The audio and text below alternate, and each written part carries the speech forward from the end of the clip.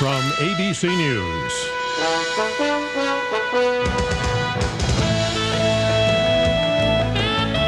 This is Nightline.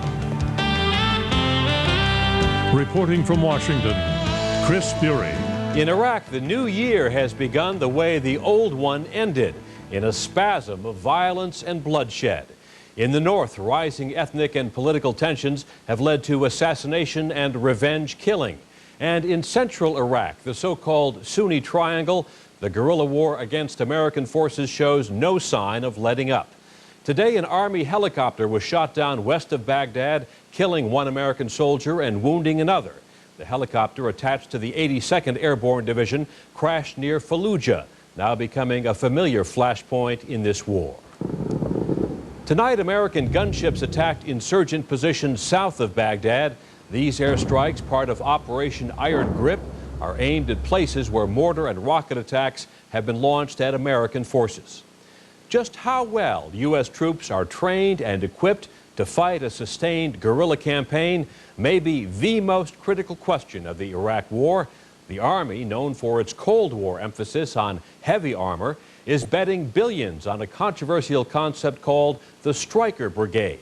The idea is to move combat teams more quickly than ever before in lightly armored vehicles that cruise at 60 miles an hour. The first Stryker Brigade is already on duty in Iraq, and as ABC News correspondent Don Daler reports, its soldiers are literally undergoing a baptism by fire. Get out! Get out! Get out! Get down!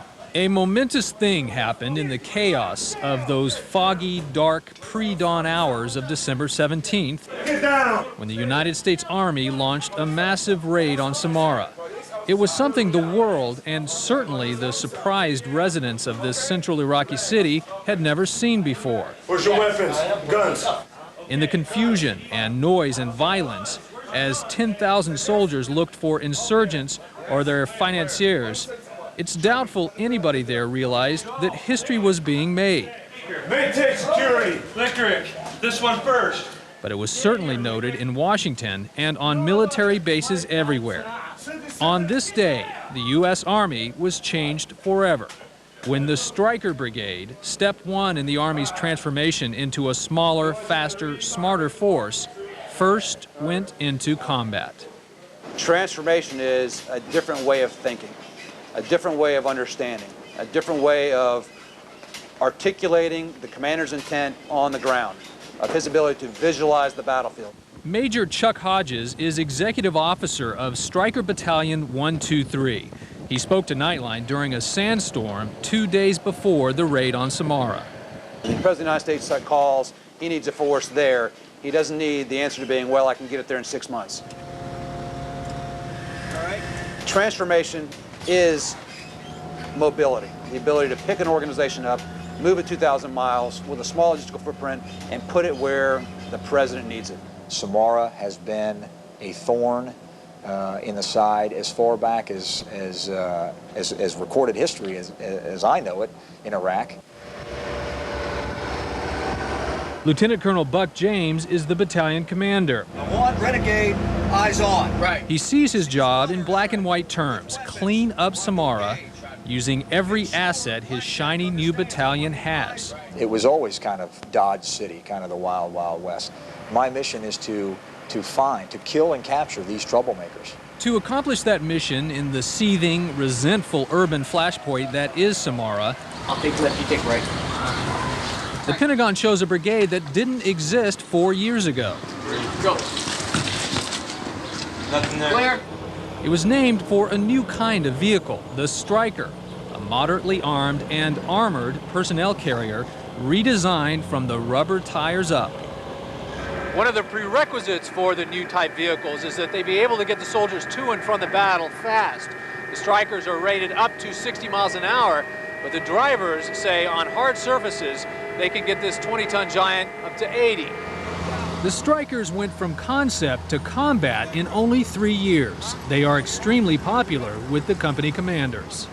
The speed with which it happened is probably the most impressive thing. That's part part of what makes all this so unusual, how quickly the Army conceived of, built, and fielded a completely unique unit with new vehicles, new technologies, and new tactics. For a normally slow-moving organization, it was a blitzkrieg attack on tradition. The military is a conservative organization. We're slow to change, not because we don't want to change, but because we've had success in the past, and you don't want to, the old adage, you don't want to fix what's not broken. We are the best Army in the world. General Eric Shinseki, former Army Chief of Staff, is the man who gave the Army a stiff push towards its future. There was, and is still, considerable resistance among traditionalists. But with one Stryker Brigade now in Iraq and congressional funding locked in for an additional 5 others, the horse is out of the barn.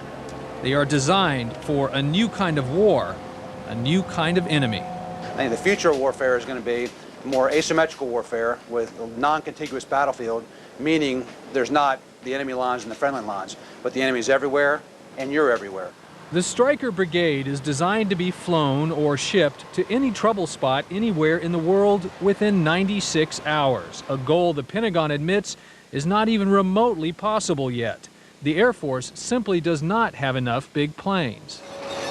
It must be able to function as an expeditionary force, that is, reliant on itself for 3 days for everything: firepower, support, maintenance. They're going up here to another FOB. But the key to the Stryker Brigade, what really sets it apart on a revolutionary scale, is its digital brain, the satellite-linked computer system that connects every vehicle and every soldier with each other, giving young squad leaders on the ground and colonels back at base the same instantaneous, real-time information. The advantage we have now is the capability through our systems to show that squad leader, that young 26-year-old man who's got the lives of 8 men in his hands, a layout and a schematic of the building that he is going to have to clear. And when that ramp comes down and he comes off the back, the first time they've seen that situation is not at that point in time. Make your mamas proud! Don't close, I'm getting over there. Okay, watch out. But on that morning in December, when the 4th Infantry Division and the Stryker Brigade descended on Samara to root out insurgent forces there, none of this technology and none of this equipment had yet been tested in battle. It was literally trial by fire. This